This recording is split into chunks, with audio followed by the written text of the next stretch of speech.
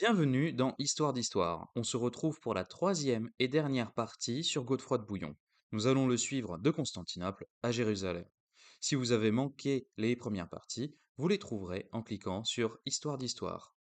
Donc, Godefroy arrive le premier et l'empereur va bien l'accueillir, hein, va l'inviter à le rejoindre pour qu'il lui prête serment dans Constantinople. Alors, Godefroy, c'est un prince du Saint-Empire, hein, descendant de Charlemagne. On a vu que euh, s'il était pieux et droit, il avait quand même son caractère. Donc, prêter serment de vassalité à l'empereur de Constantinople, qu'il voit comme un grec efféminé, fourbe et perfide, et un schismatique, donc c'est à peine mieux qu'un hérétique. Là, non, il veut pas. Et de son côté, heu, l'empereur, il voit, Godefroy, bah, comme un Franc, même pire, comme un Celte. Alors, voilà, quand, heu, on va dire un Grec, c'est comme ça qu'on les décrit dans les textes, hein, quand on va dire un des sujets, de l'Empire romain d'Orient vous dit que vous êtes Celte, c'est la suprême insulte, hein. Vous êtes un barbare de chez barbare. Il y a pas pire. Voilà, donc en fait, c'est 2 cultures qui se comprennent pas et qui sont complètement, opposées. Donc bon, l'empereur va patienter, jusqu'en avril 1097, mais il veut régler cette question du serment de Godefroy avant que les autres barons le rejoignent. Parce que quand ils seront là tous ensemble, bah, ça risque d'être compliqué. Donc il va lui couper les vivres. Bah oui, hein, vous imaginez bien qu'il n'est pas venu depuis Bouillon avec tout le train de marchandises pour durer jusqu'à Jérusalem, hein. Donc il avait besoin des vivres que pouvait lui vendre le Basileus à Constantinople. L'empereur lui coupe les vivres, et s'il lui coupe les vivres, eh ben, au bout d'un moment, bah, les gens ont faim, et quand les gens ont faim, bah, ils veulent manger, et du coup ils font des émeutes. Et on ne sait pas exactement qui est-ce qui a commencé, hein, qui est-ce qui a commencé à tuer qui, hein, si c'est les Byzantins qui ont commencé à tuer des croisés ou inversement, mais on en arrive à une bataille. Godefroy va devoir évacuer finalement la zone où il avait campé son host sous une grêle de flèches de Constantinople. Et une fois à l'abri, eh ben, il va lancer une attaque sur la porte Guillorim. Bon, ce sera un échec, s'ensuit une famine, et Godefroy, bah, de mauvaise grâce, finit par prêter ce serment. Donc, premier arrivé, premier à prêter serment. C'est un serment de vassalité qui consiste à dire que toutes les terres qui appartenaient avant à l'empereur, hein, qui seront récupérées par les croisés, seront restituées à l'empereur. Et ça fait quasiment, bah, ça fait tout en fait, jusqu'à Jérusalem. Voilà, parce qu'à une époque, l'Empire d'Orient, bah, couvrait finalement toute l'Asie mineure, la Syrie, etc., jusqu'en Afrique du Nord. Donc c'est voilà, c'est plus vous vous battez pour moi, hein. Ensuite, on a les autres barons qui arrivent, hein. Le premier à arriver ensuite, c'est Bohémond de Tarente. Eux, c'est les Normands de Sicile, c'est un petit peu l'ennemi héréditaire depuis 50 ans des Byzantins. Ils leur ont piqué le bout de la botte italienne, la Sicile, une partie de la Sicilie, etc. Enfin bref, c'est le cauchemar pour les Byzantins, ces mecs-là, hein. Ils sont débarqués de nulle part et bref, c'est des fous furieux au combat, quoi. Donc il se dit: «Oh non, pas lui! Ah si, c'est moi!» Et surprise, Bohémond, on lui dit: «Il faut jurer». «Je jure!» Il discute même pas, hein. Alors là, on se dit: «Bon, bah, d'accord, hein». Bah, lui, il est prêt à tout pour passer, hein. Voilà, et il va même pousser les autres barons qui arriveront après, à suivre son exemple. Le seul qui voudra pas, c'est Raymond de Saint-Gilles, qui se voit un petit peu comme le chef de la croisade. Enfin, le chef, on va dire, temporel, parce que pour le spirituel, c'est le légat du pape, c'est Adhémar. Donc, tout ce que le comte de Toulouse va dire, c'est je jure de ne pas faire de mal à vos terres, à vos sujets, etc., à ce qui vous appartient. Il n'en aura rien de plus. Donc, on arrive enfin à passer le bras de Saint-Georges, hein, donc le détroit. On arrive enfin en Asie mineure au mois de mai. On commence par le siège de Nicée. Ça fait plaisir aux Byzantins, c'est une ville qui est importante, hein. C'est la ville du concile de Nicée et qui est occupée par des Turcs, et c'est les mêmes qui ont zigouillé la croisade des pauvres gens. Vous avez un certain nombre de facteurs qui font que tout le monde dit bon bah d'accord, on y va. Donc on fait le siège, ça dure à peu près un mois, du mois de mai au mois de juin. On va voir Godefroy s'illustrer justement, alors pas avec une épée cette fois, mais avec une arbalète, hein. Il va réussir à abattre un archer turc qui apparemment faisait beaucoup de ravages dans les rangs chrétiens. C'est un homme qui se payait le luxe, comment dire, de se prendre des flèches et de continuer à narguer l'ennemi et de continuer à leur renvoyer des flèches et de faire des morts. Bref, c'était pas bon pour le moral. Donc Godefroy lui a tiré un carreau d'arbalète en plein cœur, et puis c'était fini. Bon, le bémol dans tout ça, c'est que la ville va se rendre aux Byzantins. Elle va se rendre à Constantinople parce que il leur propose des conditions avantageuses, une reddition pacifique, hein, genre la ville n'est pas prise d'assaut. Donc les croisés commencent déjà, enfin les barons en tout cas, commencent déjà à être un peu frustrés, hein. Eux, ils se voyaient déjà faire un beau butin, bah, ils en sont privés. Bon, tout va bien parce que même pas un mois plus tard, hein, le 1er juillet, en plein dans l'Asie mineure justement, à Dorilé, ils vont rencontrer une armée turque. Alors la bataille va d'abord durer 4 heures, hein. L'armée des croisés a été divisée en deux. Donc le premier corps d'armée, au réveil, se fait attaquer par la cavalerie turque. Ça se passe pas très très bien, hein, ça dure 4 heures, et au bout de 4 heures, on a eh bien, l'autre corps d'armée qui arrive justement avec Godefroy de Bouillon, et bah, les Turcs sont complètement écrasés. Voilà. On a deux tactiques très différentes, hein, en termes d'armure, c'est bien supérieur chez les croisés, alors que chez les Turcs, on est plus sur de la cavalerie légère, des archers, donc c'est beaucoup plus des techniques de harcèlement. Donc tant qu'ils se contentent de faire ça, ils font beaucoup de dégâts, hein, notamment ils tuent énormément de chevaux. Par contre, une fois qu'on fait cavalerie contre cavalerie, c'est un petit peu cavalerie lourde contre cavalerie légère, hein. D'un côté, on a les croisés en côte de maille, la lance, on va dire, plus ou moins sous le bras avec leur grand bouclier. Et en face, vous avez bah, les Turcs qui ont des armures, on va dire, hein, moins solides, et bah, font pas le poids, hein. Puis, on va dire, entre les chevaux des croisés et ceux des Turcs, bah, on n'est pas non plus sur le même gabarit, hein. Donc, au moment de l'impact, c'est pas la même chose qui se passe. Donc, après Dorilé, il faut traverser tout le désert d'Anatolie. Alors là, c'est la partie la moins drôle, hein, parce que il fait chaud, et puis après il pleut, et il y a rien à manger, il y a rien à boire, donc il y a la famine, la soif, jusqu'à ce qu'ils arrivent à Iconium. Ça leur permet de faire un ravitaillement, d'autant que la garnison turque s'est enfuie. Ils ont entendu parler de Dorilé, ils sont pas restés sur place pour voir comment ça allait se passer. Par contre, c'est là qu'on voit des rivalités qui commencent à arriver entre les barons. Une fois qu'on a quitté Iconium et qu'on se dirige justement vers l'Arménie, on a des barons qui se séparent des autres, notamment Tancrède, le neveu de Bohémond, et le jeune frère de Godefroy, Baudouin de Boulogne. Ils se séparent de l'armée et ils partent un petit peu à la conquête, à l'aventure. Donc ils vont prendre les villes de Tars, d'Adana, de Manistre, etc. Et même Baudouin va embaucher un archipirate, enfin un pirate, Guinmer, qui était au service de son père avant. Le gars, il était parti là-bas pour une fortune, hein, faire un petit peu de pillage, et il fait: «Ah! Messire, j'ai connu votre père». Et puis, hop, ils vont commencer à attaquer finalement la côte sud finalement de l'Asie mineure. Ça permet de couvrir l'armée croisée qui continue à progresser justement vers Antioche à travers l'Arménie, et les Arméniens vont plutôt justement soutenir les croisés. Ils vont les ravitailler, les renseigner, etc., voire même leur fournir des hommes. C'est à ce moment-là que Godefroy va faire un nouvel exploit. Il va tuer un ours.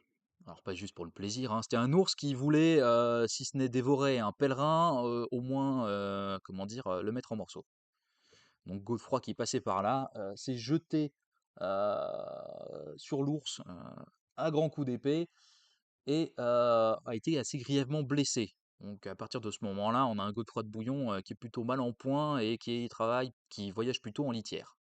Au mois d'octobre 1097, on arrive en vue d'Antioche, le premier gros siège que les croisés auront à surmonter.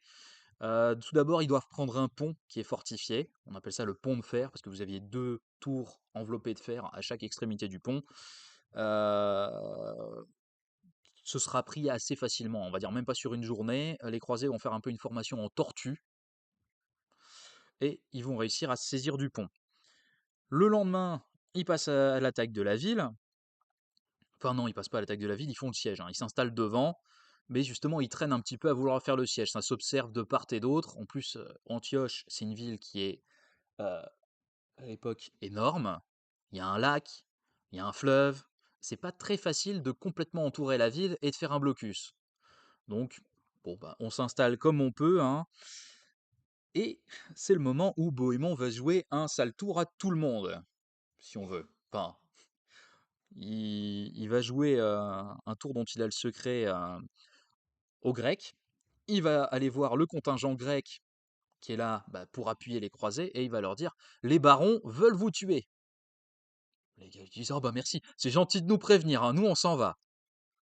Donc en janvier 1098, un matin, les croisés se lèvent et bah, plus de Byzantins. Et là, Bohémond arrive et leur dit ah ouais, je les ai vus, ils se sont enfuis en pleine nuit. Quelle bande de lâches. Ils nous avaient promis de nous aider. C'est vraiment des parjures. On leur doit vraiment plus aucun serment de fidélité. Donc les villes, on peut les garder pour nous. Voilà. Donc vous voyez, il y avait une idée derrière ça, hein. C'est le même Bohémond qui va trouver qu'il y a trop d'espions. Enfin, lui et les autres barons trouvent qu'il y a trop d'espions dans le camp croisé qui assiège Antioche. Ça circule beaucoup. Alors il y a trop d'espions, et ben, qu'est-ce qu'il va faire? Il dit au baron, «Laissez-moi, je m'en occupe, je vous demande juste vos prisonniers». Alors on lui donne les prisonniers, hein, et à un moment, bah, les espions passent, ils font le tour et puis à un moment, ils trouvent que ça sent drôlement enfin que ça s'assigne drôlement du côté du camp des Normands de Sicile là, puis ils vont voir, ils vont se renseigner. Puis on leur dit, «Ah oui, c'est le seigneur Bohémond, il passe les espions à la broche et ils sont en train de dresser la table pour les manger». Bah, les espions là, ils deviennent tout verts. Après, il y en avait plus un seul dans le camp. Voilà. Donc c'était quand même assez, extrême comme moyen de disposer des espions, mais je veux dire, les 2 côtés ne se faisaient pas de cadeaux. Donc après ce départ, en fait, ils vont avoir des problèmes, en assiégeant Antioche, ça va être la famine, le climat et tout ça. Donc ils vont, en plus avoir des armées de secours, qui viennent de Damas, d'Alep ou même de Bagdad, qui vont arriver et qui vont les attaquer pendant qu'ils font le siège. Ils vont réussir à les battre les unes après les autres. Il y en a même une, ils se servent des têtes pour les envoyer par catapulte dans la ville d'Antioche. Un petit peu de guerre psychologique, vous voyez. Voilà. Bon, après, ça, c'est une pratique très très courante à l'époque, hein. C'est soit on envoie juste les têtes pour faire peur, soit on envoie carrément les corps pour créer, on va dire, des maladies, etc. Là, voilà, c'est la guerre bactériologique de l'époque. Et justement, pendant une de ces batailles, Godefroy va encore se distinguer en coupant un sarrasin en deux par le nombril. C'est-à-dire que vous avez le cheval et les jambes qui continuent vers Antioche et bah, le reste qui n'est plus là. Voilà. Donc c'est vrai que ça ajoute, on va dire, au charisme du personnage. Euh, voilà. Donc on se chamaille aussi quand même dans le camp des croisés, hein.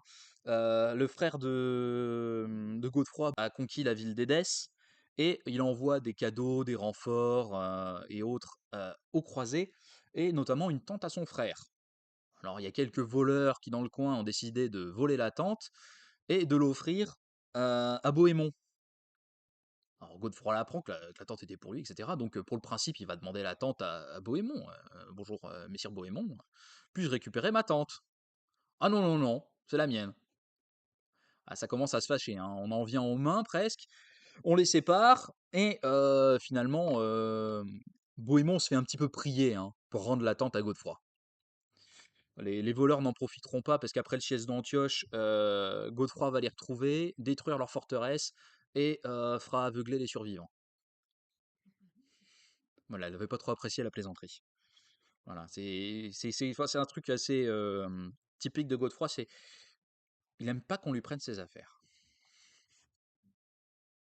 Donc, Bohémond, qui a toujours des bonnes idées, dit justement à partir du mois de mai 1098 au baron, j'ai un super plan pour prendre Antioche. Par contre, ça veut dire que vous me donnez tous vos parts de la ville. Ce sera ma ville. J'ai une idée, j'ai un super plan, et si vous n'êtes pas d'accord, je m'en vais. Alors là, ils ont quand même eu des pertes depuis le début, ils sont pas prêts à voir Bohémond partir, hein. Donc, tous donnent leur assentiment, sauf Raymond de Saint-Gilles, hein, le comte de Toulouse. Lui, il est jamais d'accord. Donc, là, le Bohémond leur donne son plan.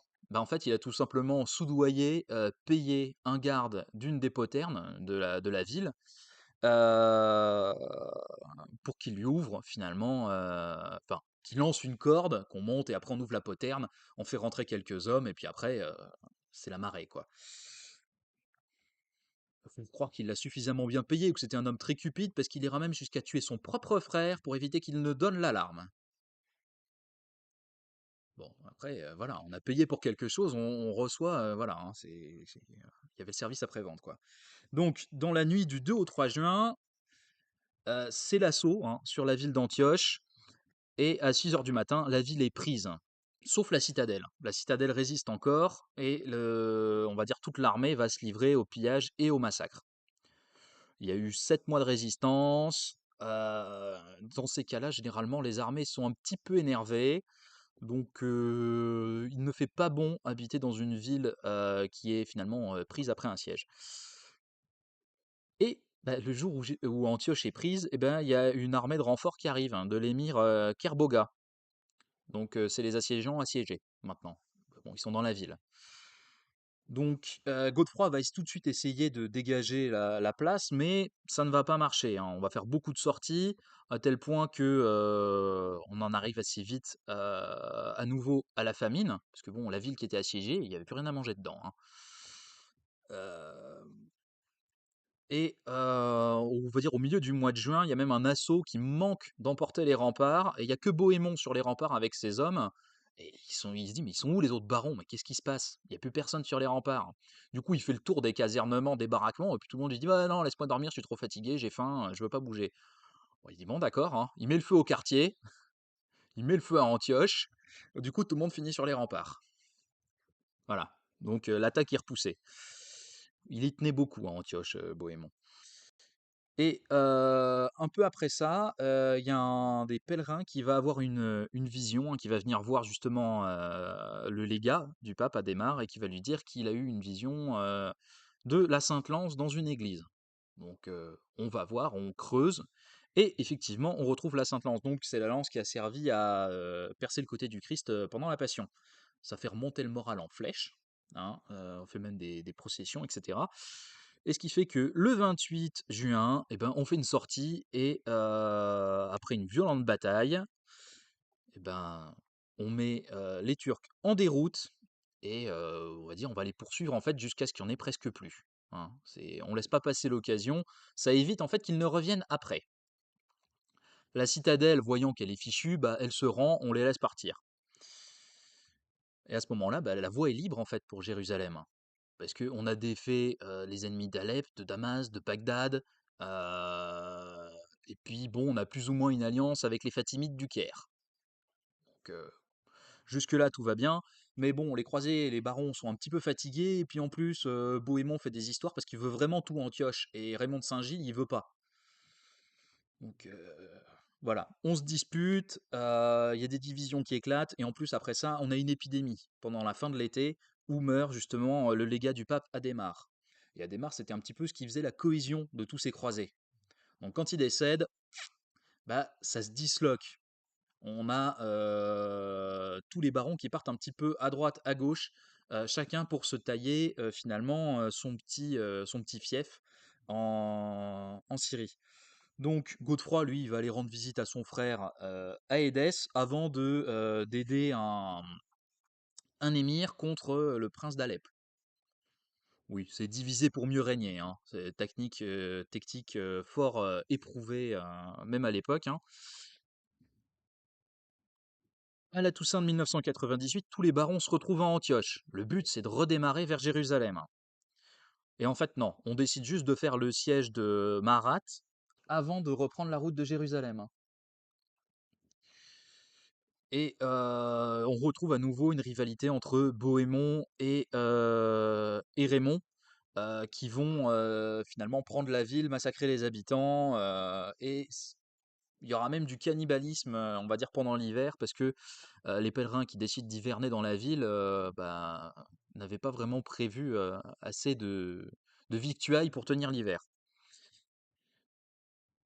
On arrive à la nouvelle année, hein, donc c'est le moment des bonnes résolutions, donc en janvier 1099, heu, Raymond propose même de payer les autres barons pour reprendre la route de Jérusalem à son service. Alors on a quand même une mosaïque de personnalités hautes en couleurs, d'ego surdimensionnés. Ce ne sont pas des hommes qui apprécient vraiment en fait qu'on leur dise bon bah je te paye pour aller jusqu'à Jérusalem, hein. Ça passe pas du tout. Cet attentisme en fait fait que les barons en fait perdent en crédibilité et en confiance vis-à-vis des pèlerins. Oui, parce qu'il y a les barons et leurs armées et il y a toujours les pèlerins. Et ces pèlerins, ils en ont plus que marre, hein. Ça fait 3 ans qu'ils sont partis de chez eux. Ils veulent aller à Jérusalem et après ils veulent rentrer chez eux. Donc, pour que les barons comprennent bien qu'ils en ont marre, eh ben, ils vont détruire la ville de Mara. Ils vont détruire les remparts. Ils vont complètement la démanteler. Et à ce moment-là, bah, Raymond de Saint-Gilles a l'air de comprendre un petit peu le message. Donc, il va reprendre avec les pèlerins la route de Jérusalem.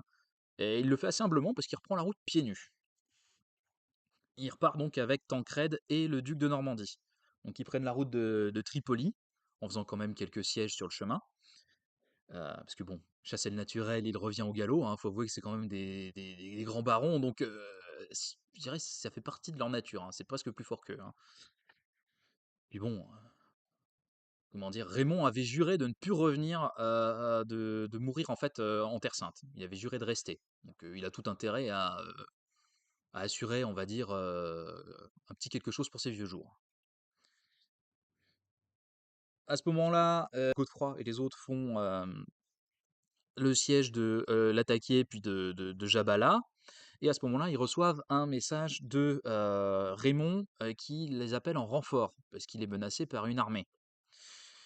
Donc, Godefroy, qui jusque-là avait refusé de négocier avec la ville de Jabala, parce qu'il voulait s'en saisir, avoir lui aussi un fief, eh ben, va finalement plus ou moins accepter de négocier avec eux, hein. Il va pas leur dire: «Les gars, je m'en vais parce qu'on m'appelle», hein. Il leur dit: «Bon, bah, je vous laisse tranquille, mais en échange, vous me donnez des chevaux, de l'or, des vivres, et cetera». Donc ils doivent payer tribut, rançon, pour être laissés tranquilles. Donc, Godefroy va reprendre la route et quand il arrive, dans la région de Tripoli, là où est Raymond, eh ben, Raymond lui dit, «Ah bah, non, en fait, il y a rien». Je lui dis: «Mais, vous m'avez raconté des âneries, vous m'avez trompé, messire». Et donc, c'est là qu'on repart à nouveau sur une dispute. En fait, non, hein, c'est pas Raymond qui a joué un tour à Godefroy, c'est, l'émir de Tripoli, qui a mené une campagne d'intox en faisant croire à tous les croisés qu'il y avait une armée perse qui allait leur tomber sur le coin de la figure. Donc bon, ils finissent par comprendre, hein, et puis, bon, tout le monde finit par, se remettre en route au mois de mai et Raymond doit finalement lever le siège de la ville qu'il était en train d'assiéger, hein, parce que sinon il va rester tout seul derrière. On continue sur la route de la côte, hein, on fait payer tribut à Tripoli. euh, le 3 juin, on est à Ramla. Et à ce moment-là, Raymond dit pourquoi on continuerait pas sur le Caire? Les autres barons, ils font ah non, c'est bon, on n'en peut plus, on va à Jérusalem, point. Puis même, je pense que les pèlerins, on leur aurait dit non, non, on va au Caire avant d'aller à Jérusalem. Je crois qu'il lynchait quelqu'un là. Donc, le 7 juin, l'armée croisée arrive en vue de Jérusalem. Enfin, ça y est. Donc, ils vont commencer tout de suite par attaquer la ville. Donc, le 7 juin et le 13 juin, ils attaquent la ville, hein, mais ça va être assez coûteux et ça va servir à rien. Parce que la ville a été reprise l'année d'avant par les Fatimides du Caire. Donc, ils ont eu le temps de fortifier la ville, d'empoisonner les points d'eau, enfin bref, de faire un peu une politique de la terre brûlée autour de Jérusalem. Il n'y a pas de bois, il n'y a pas d'eau, il n'y a pas de nourriture, bref, il n'y a rien. Puis s'il y a de l'eau, elle est empoisonnée.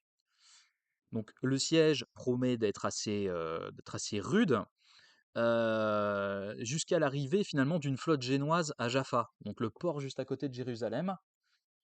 Et on va pouvoir démonter les bateaux pour faire des engins de siège.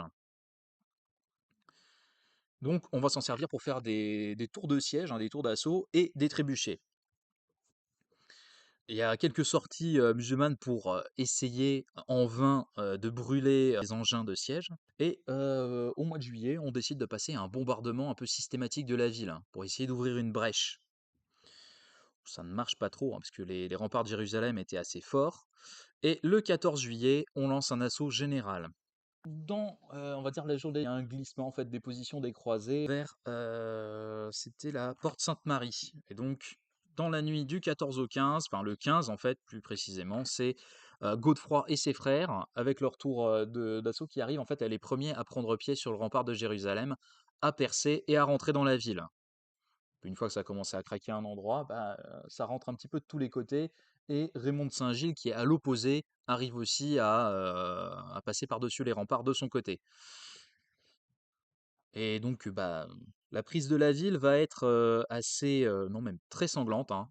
Et il y a un massacre général d'à peu près tout ce qu'on peut croiser dans la ville, peu importe qui c'est en fait. On a les chroniques de l'époque qui parlent de rivière de sang jusqu'à la cheville ou jusqu'au boulet des chevaux. Alors après, on peut être dans l'emphase lyrique du chroniqueur qui veut vanter le côté impressionnant de la chose, mais bon, c'est sûr qu'ils n'ont pas fait dans la dentelle en rentrant, hein, quand même. Donc une fois que la ville est prise, hein, justement, pendant ce temps-là, Godefroy va essayer au début justement de calmer ses troupes, et comme il peut rien faire, ah bah, il décide d'aller au sépulcre, hein, et d'aller se recueillir. Après que la ville ait été prise, va falloir se décider sur finalement qui va devenir finalement le seigneur, le prince, le roi de Jérusalem. Et il va falloir élire aussi un patriarche. Parce que normalement, Jérusalem, c'est une ville qui appartient à l'Église. Donc, le 22 juillet, on se décide pour Godefroy de Bouillon. On avait envisagé Raymond de Saint-Gilles, mais vexé pour diverses raisons, parce qu'il sent qu'il n'a pas assez de voix, il décline en disant qu'il déteste Jérusalem, qu'il n'aime pas du tout cette ville, etc. Et d'abord, Godefroy va refuser finalement cette dignité, et il accepte un peu sous la pression, hein, et va finalement opter pour le titre d'avoué. C'est un titre qu'il connaît, hein, parce que c'était la fonction qu'il avait par exemple pour l'évêché de Verdun, l'abbaye de Saint-Hubert, etc. Après, ce titre d'avoué, ça le met en fait hiérarchiquement comme un peu subalterne du patriarche de Jérusalem. Donc c'est un peu là qu'on va avoir le début d'une lutte finalement, d'une relation assez tendue entre le patriarche et plus tard les rois de Jérusalem. Et puis en tant qu'avoué, il n'a pas autant de pouvoir qu'il voudrait en fait sur les autres seigneurs de la région. Il est juste compétent donc pour Jérusalem. Du moins c'est comme ça que l'envisagent les autres barons. À la fin du mois de juillet, c'est la mort d'Urbain II, hein, qui mourra sans apprendre la prise de Jérusalem. Le mois d'après, on trouve les reliques de la vraie croix dans Jérusalem, hein, qu'on va pouvoir mettre enfin hors de leur cachette et dans un reliquaire digne de ce nom. Et au début du mois d'août, on apprend l'arrivée d'une armée de renfort égyptienne qui veut reprendre Jérusalem. Donc Godefroy va se porter avec les barons à leur rencontre, et la bataille aura lieu à Ascalon, en dessous de Gaza, hein. Les ennemis sont défaits et ensuite on passe au siège d'Ascalon, qui malheureusement ne donnera rien. Parce qu'en fait, on va avoir tous les barons qui vont partir les uns après les autres du siège. Godefroy va s'y retrouver tout seul, après s'être disputé violemment avec Raymond de Saint-Gilles, une nouvelle fois. Ça recommence au siège d'Arsouf, d'ailleurs, qui a un port sur la côte, qui permettrait de désengorger le port de Jaffa, qui est le seul port finalement à ce moment-là contrôlé par les croisés. Donc on recommence comme ça, et ils vont presque en venir aux mains, mais avec leurs armées respectives, hein. Donc on est à rien de voir les croisés s'exterminer les uns les autres. Et donc c'est Robert de Flandre et Robert de Normandie qui vont les admonester, disons ça, euh, fortement, avec beaucoup de vigueur, pour qu'ils se réconcilient. Et donc après on fait une alliance avec la garnison d'Arsouf. qui se révoltera l'année suivante. Et donc, il faudra refaire le siège, hein. Parce qu'on avait mis quelques hommes, les Égyptiens n'étaient pas convaincus par cette alliance. Et donc, au mois de décembre, c'est ce moment-là que choisissent donc Baudouin, le frère de Godefroy, donc on appelle Baudouin d'Édesse maintenant, et Bohémond, et Bohémond d'Antioche, pour venir fêter la Noël à Jérusalem. Et pour accomplir aussi leur pèlerinage, parce que c'était un petit peu ça aussi le vœu, l'engagement qu'ils avaient pris.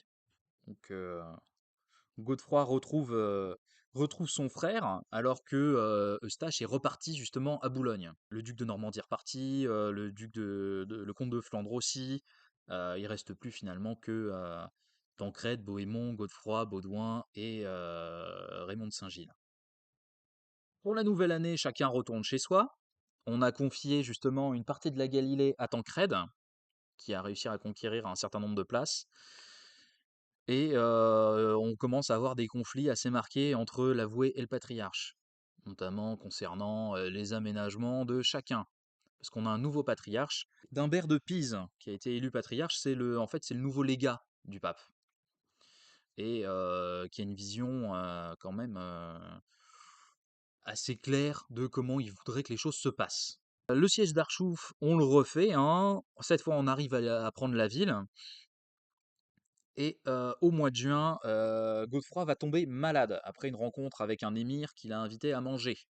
Il n'a rien mangé sauf un fruit. Le 18 juillet, Godefroy de Bouillon, avoué du Saint-Sépulcre, meurt à Jérusalem.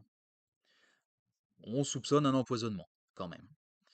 Et le 23 juillet, il sera enterré au Saint-Sépulcre, et c'est son frère, donc Baudouin, qui sera le premier roi de Jérusalem, et il sera couronné donc le 25 décembre. D'où finalement un peu, je dirais pas la vision, mais la petite prémonition de leur mère, parce que il y a un comte de Boulogne, un duc de Basse-Lorraine et un roi de Jérusalem. Merci pour votre fidélité et votre écoute. Pensez à partager, liker et vous abonner. On se retrouve bientôt pour de nouvelles histoires.